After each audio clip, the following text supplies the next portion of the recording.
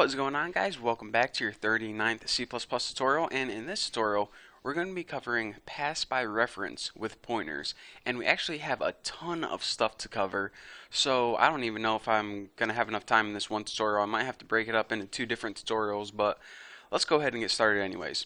So we already know from our last tutorials that whenever we pass an argument into a function, passing an argument into a function basically means giving our function any additional information that it needs. Like, in order to calculate the square root of a number, you actually need a number, so you have to pass a value into that function.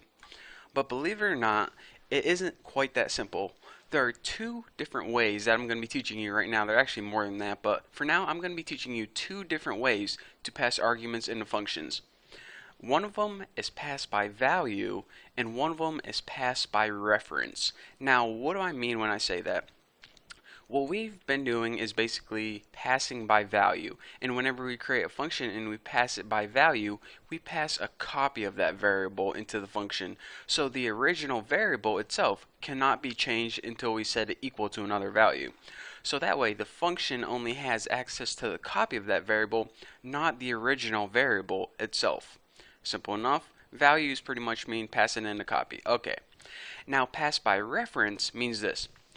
Whenever you pass in a variable by reference, you pass in the variable's address. And whenever you do that, you basically give the function direct access to that variable. So in that sense, the original variable can indeed be modified inside your function.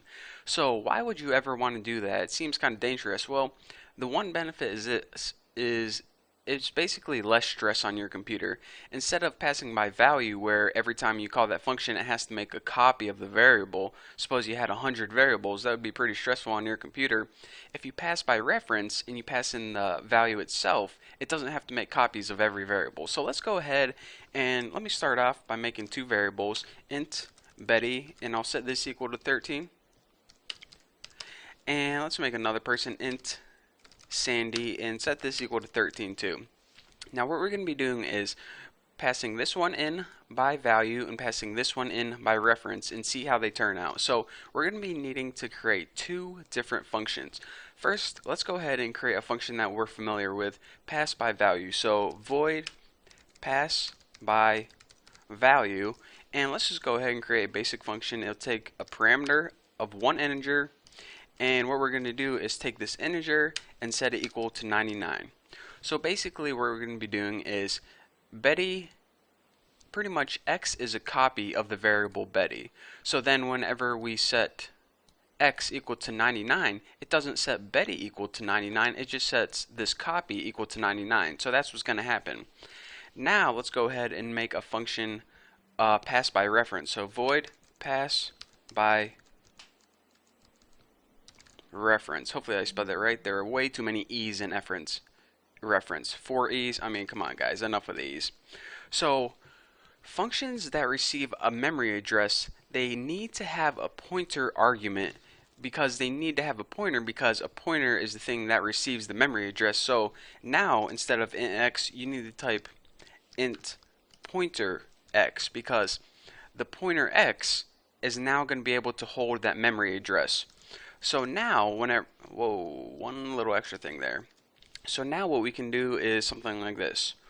Pointer x is equal to 66 or something like that.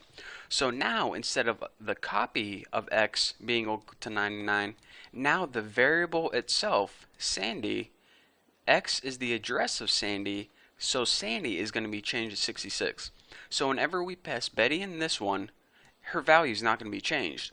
But whenever we pass Sandy into this, we're basically passing in Sandy directly into this function, her address and everything. So now this is a direct access to the variable Sandy. So let me go ahead and first of all, we need to prototype these functions. So copy this and paste.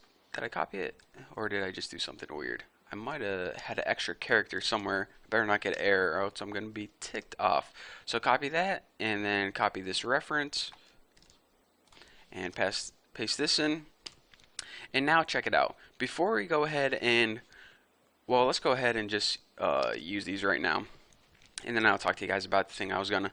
So let's go ahead and pass by value, and we will pass Betty into this one. So we're going to pass 13 in that, but her value isn't going to be changed.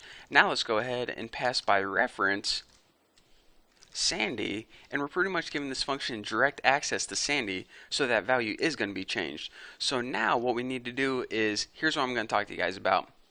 Since we're passing in the memory address, of course you remember from the last tutorial, we need the ampersand because Sandy is the variable, and this function takes a memory address. So the symbol for the memory address of the variable is ampersand Sandy.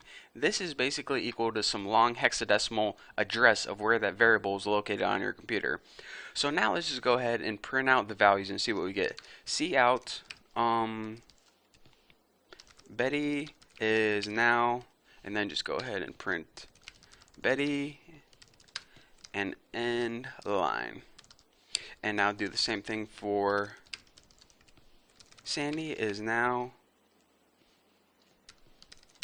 Sandy end line. So let's go ahead and run this, and I guess I can see if I messed it up anywhere. Nope, looks good.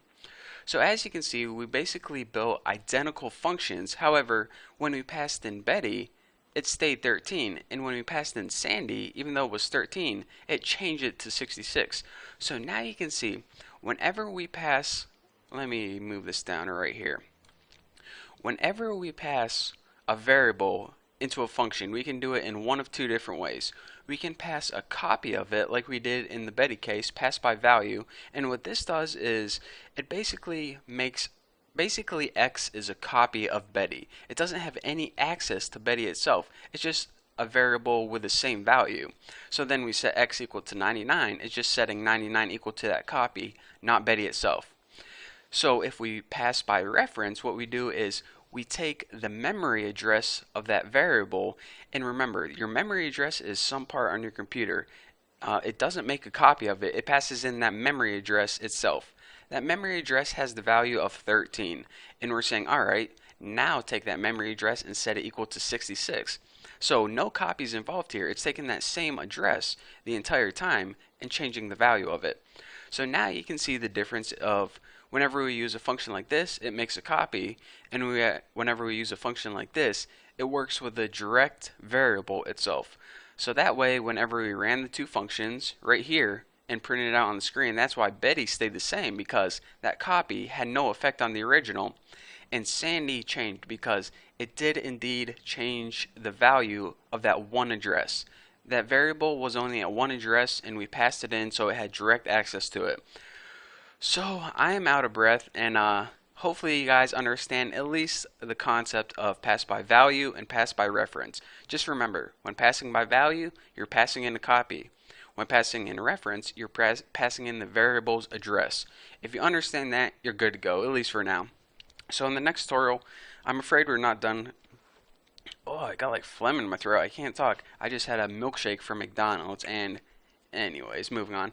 So in the next tutorial, unfortunately, we're not done covering pointers yet. So yep, more about pointers. I'm sorry. So thank you guys for watching. Don't forget to subscribe, and I'll see you guys in the next video.